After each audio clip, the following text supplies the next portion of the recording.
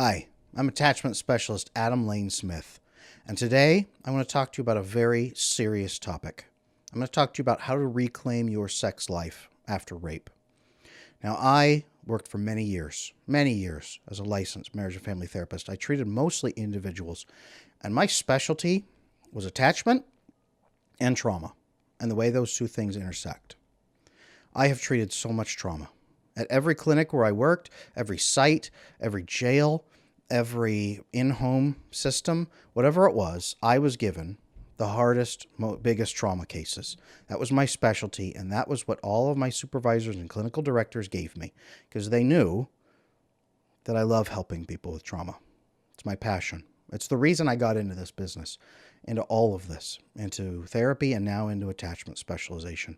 I'm not looking here just for people who have an emotional hangnail, although they're important too. My passion is working for people with severe trauma and helping them, finding them ways to not only live their life, but to enjoy their life, to have a life of meaning.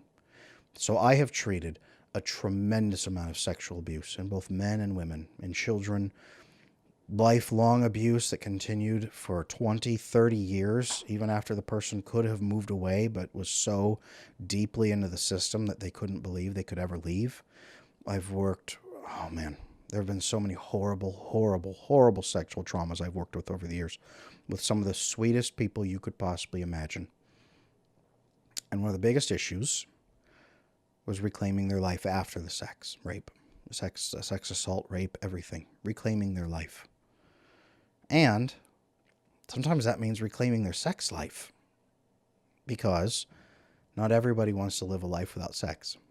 Sometimes you want to have a relationship, a marriage. You want to keep going. And that's tough. So I'm going to talk to you about that today. And by the end of this video, you should have a firm grasp on how you can reclaim your life after sex abuse and rape. That's my goal. Now, this video is going to be focused primarily on a female audience, because that is primarily the audience I treated for sexual trauma. But many of these things will also apply to men. So I hope you'll watch. Let's get right into it. You can tell I'm already like, I know that this is a heavy topic. I know what I want to say. But my heart goes out to people who are even watching this, because it might even hurt to listen. So make sure you're in a good place before you listen to this. You may not agree with everything I have to say, and that's okay. It may not make sense at the moment. Think about it. Leave me a comment. Write to me. Maybe I'll get a lot of angry emails. I have no idea. But I just want to put this information out there. This information that I have used successfully to treat many, many cases of sexual trauma and get people back to enjoying their life and their relationships. So let's dive in. Rape is bad enough, but many survivors suffer a second misery. What if sex is ruined for me? What if my rapist has made it impossible for me to be close to someone? What if I can never have a happy relationship again? Now, like I said, I worked for years as a licensed psychotherapist. I treated hundreds of rape survivors, the majority of women, which is, again, the primary audience I'll be discussing today.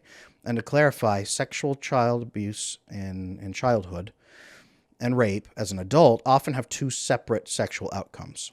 Women who experience no sexual abuse as a child, but then experience sexual assault in their teens or adulthood, often have established views of sex shattered. It becomes associated now with pain and terror and helplessness, and that population often finds it difficult to connect sexually after that event. It feels like the rapist has stolen sex from you for the rest of your life. That's a whole new violation. In my clinic, after we worked through the initial shock of the event, most of my female clients expressed fear about their future. Not just about rape happening again, but about what kind of life they could live from now on. Many of them were in relationships when their sexual assault occurred, from somebody who was not their partner. So their sexual behavior changed abruptly, leading to disruption for their partner in the relationship. This created even more guilt for the woman, because her partner, who hadn't done anything wrong, was now suffering because of what they said, something that happened to me. This made the fallout for the rape seem like her fault. That's guilt that a rape survivor just does not need. Now, it's an understatement to say relationships are important to women. In my experience as a therapist, female depression tends to come primarily from feeling either unloved or feeling useless to the people that you love. A woman who experiences rape is challenged on both fronts because she's terrified to receive physical love, often, and also feels crushing guilt for not being able to meet her partner's sexual needs. This is one major reason that rape can lead to depression for women. Now, it doesn't always just stop your sex drive. Many women do try to have a lot of sex with their partner after the rape happens, or they heal for a year and then get into a relationship, and they find that they have traumas. They find that they have nightmares. They find that they freeze up. They have a freeze response. They find that there's a lot of things they can't do, and they start feeling guilty for limiting their partner, saying, no, please don't do that. That makes me freeze up, and I go into a panic attack.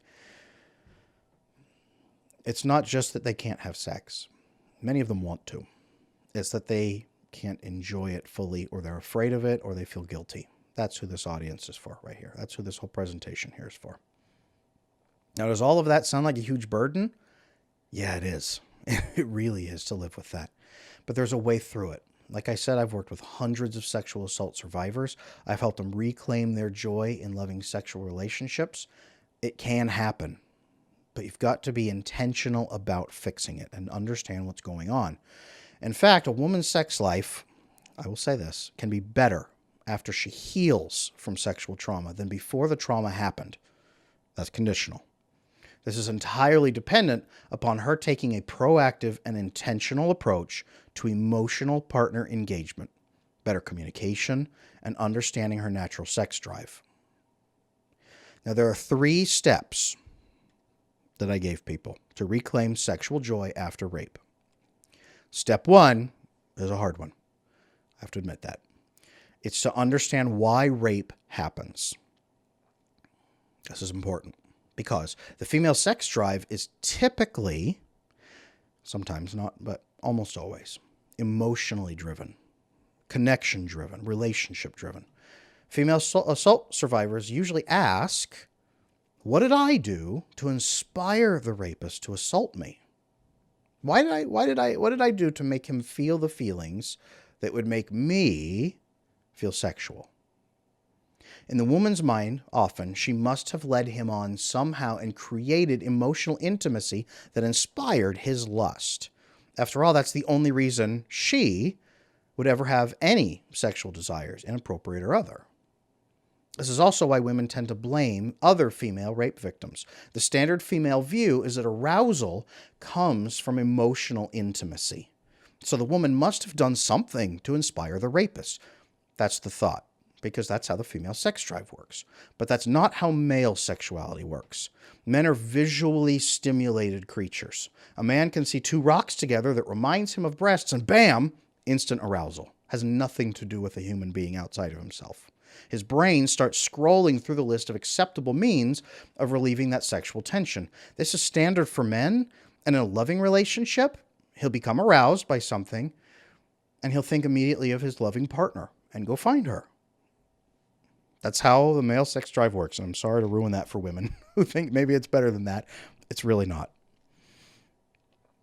They go find them, and they go engage in sexual relations with their wife or the partner or whomever to relieve that tension. That's a good, healthy male sex drive. But when a man has severely broken attachment, he may not see other people as people. Instead, he views them as objects. The severity of this problem operates on a sliding scale from I want to earn approval from these objects so they don't hurt me to I'm going to exploit these objects to get my own pleasure.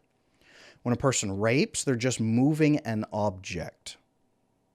I'll say that again. Rape to that person is nothing more than moving an object. It's nothing more than that in their mind. They may feel a rush as they subdue their victim, but the victim is not a person in their eyes. It's an object to be acted upon. Rape, therefore, is masturbation with an object. From the rapist's perspective, and I treated many rapists and sexual offenders. I worked with death penalty inmates. I worked in corrections. I asked. They view the person as an object to be moved, to masturbate with, to dominate, It's like playing a video game and winning. It's an object game. Now that sounds horrifying, and it is. To view another person that way allows monstrous behaviors. Most women can't wrap their head around this view at all, let alone the male sex drive. And when they try, they feel sick. And that's a healthy response from a healthy person. But realizing this dark truth about rape is exactly how women can start to recover from that rape. It helps realize that the rape, from that perspective of the rapist, was not personal. It wasn't done through love. It wasn't done because she inspired attention. It wasn't done because she made him feel close to her. It was not personal on his side. That helps relieve their cycle of self-blame for inspiring lust in the attacker or making him feel like she wanted his attention. He didn't rape her because he felt emotionally connected. He raped because he viewed her as an object. It wasn't her fault. That's a key takeaway here. Most women who experience rape only start to recover when they accept the rape was actually not personal on the other side. The attacker was incapable of loving attachment and did not view them or anyone else as a human being, only as an object. Most rape victims are shocked when they hear this. It doesn't sound right. It sounds wrong. It sounds like Adam is crazy and making it up. But then they start to think about it. And then they're relieved. It's the peace they needed to stop feeling like it was their fault. Now, I've never met a woman with sexual trauma who didn't believe in some part of her heart at some point during her journey that it was somehow her fault. Part of this is also the need to believe she can prevent this from happening again in the future. Admitting it's beyond her powers is worse than feeling guilty. But when they realize it happened because broken people view other people as objects, it becomes easier to apply boundaries and to feel safe that it won't happen again. That can help stop the mental storm that goes on around how can I stay safe? How can I make sure this doesn't happen again? And that in turn can help relieve symptoms of post-traumatic stress disorder. Step 2 is to understand the female biological response to rape. Now, it's been well documented that some women, often, orgasm or even self-lubricate during rape. Their body's response disgusts and confuses them. And it's led some really bad politicians, prosecutors, all kinds of people to say she must have liked it. And it's not true. And I'll tell you why. The body's response disgusts them. They feel betrayed by their body, and they wonder themselves if part of them liked it. If that's why their attacker chose them, because something was wrong with her. She may feel like she betrayed her current partner that she's with, or that maybe she even had an affair through that rape because she had an orgasm and enjoyed it. She didn't enjoy it. It's very different. The oxytocin release, however, that comes with female orgasm can make some female survivors feel emotionally connected to their rapist. That neurotransmitter, in some cases, forces a kind of bond to the person who hurt her and makes her feel confused about how she wants to respond to the crime. I have worked with female rape victims who were raped by a friend, didn't see it coming. They got hit and raped, and afterwards say, well, I think I might love him, but I hate him and I wish I could stab him to death. But I also kind of think I might have feelings for him now. If that's happening, it's often the oxytocin release that comes with, sometimes, the orgasm that happens during rape. If you're a female rape survivor who experienced arousal or orgasm during that, be aware this does not mean you're a bad person. It doesn't mean you enjoyed it. It doesn't mean any of that. When it comes to rape, the female body is designed to do two things. Minimize the damage, which is why many women freeze. You try to run away until you can't, then you freeze and lock up. Many women do. And then, number 2, if it's going to happen, make the best of a bad situation. What are sex organs for? They're for procreation. Your body, as a woman, is a life-giving machine meant to sustain the human race through every tragedy. During the European Dark Ages alone, Viking raiders would take female captives back to places like Denmark and Sweden and use them as slaves. Those female slaves had to adjust to their new surroundings, and there was no birth control available. They'd get pregnant, and they'd need to care for their resulting offspring.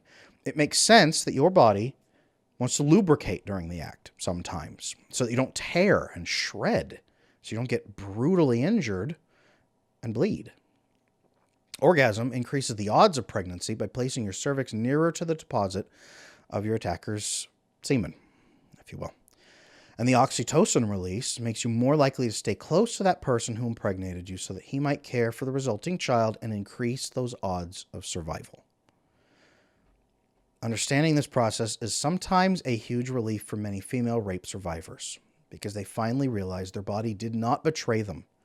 Your body did not betray you. You didn't enjoy the rape, and you are not a dirty woman, which is what many rape survivors call themselves. They say they feel dirty, and not just from what was done, but from how their body responded. Your body was trying to make the best of a horrible situation. Something terrible was going to happen, and you couldn't stop it.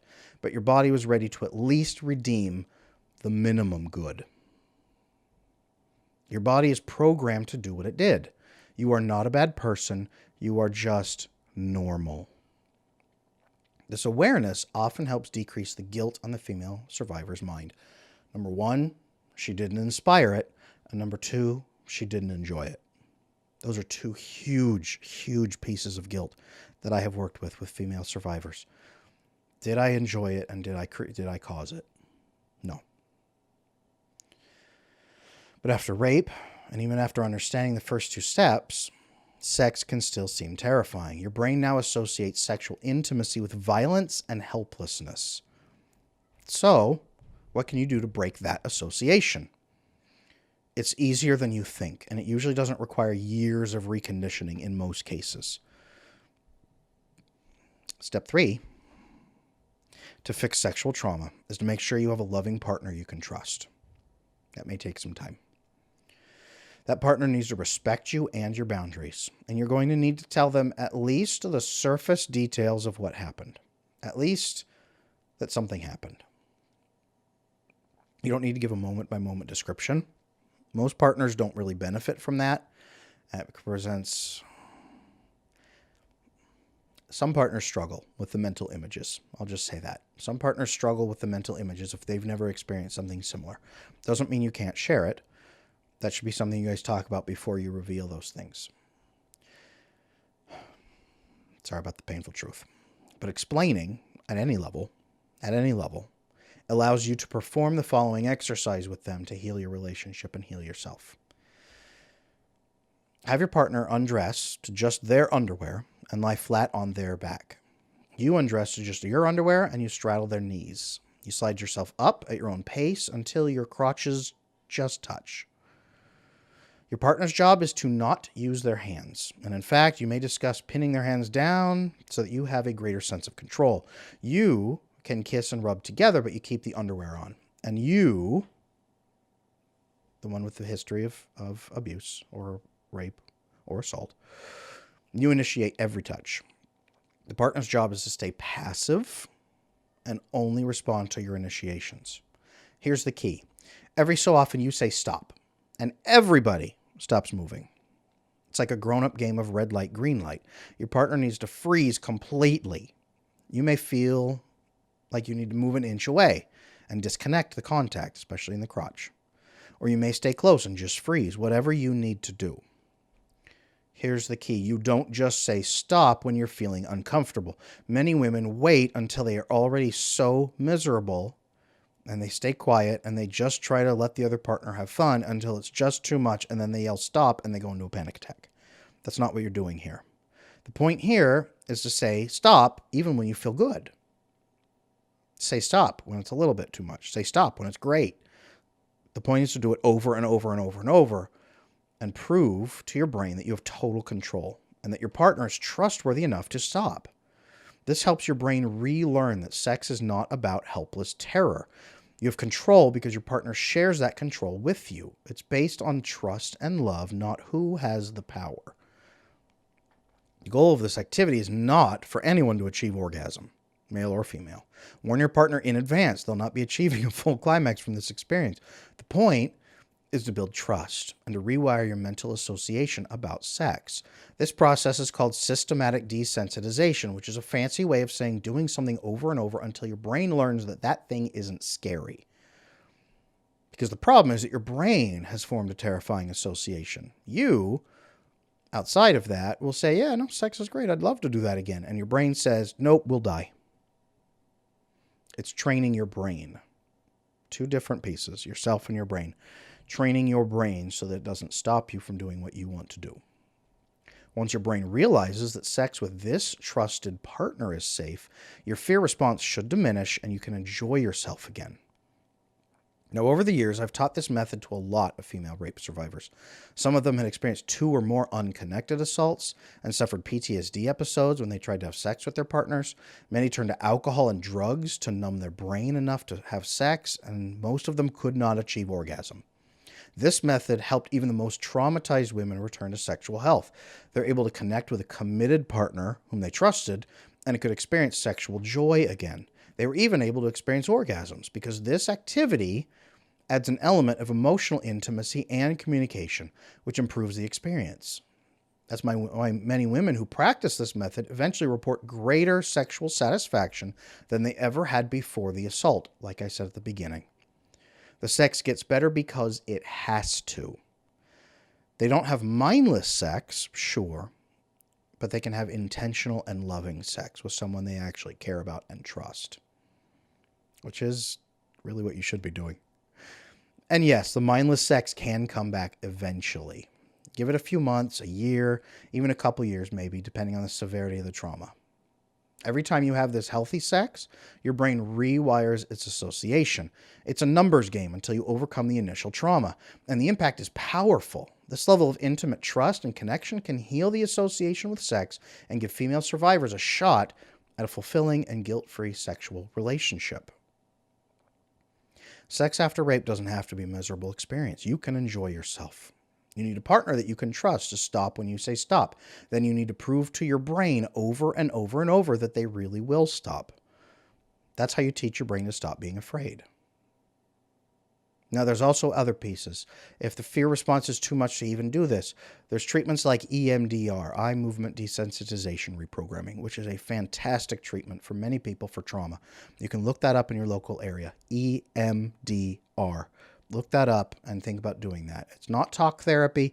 It's based on the brain and neurology. That can help relieve the initial traumas and initial fear responses to then do this and build out the better association. It may be a 1-2 punch there for you.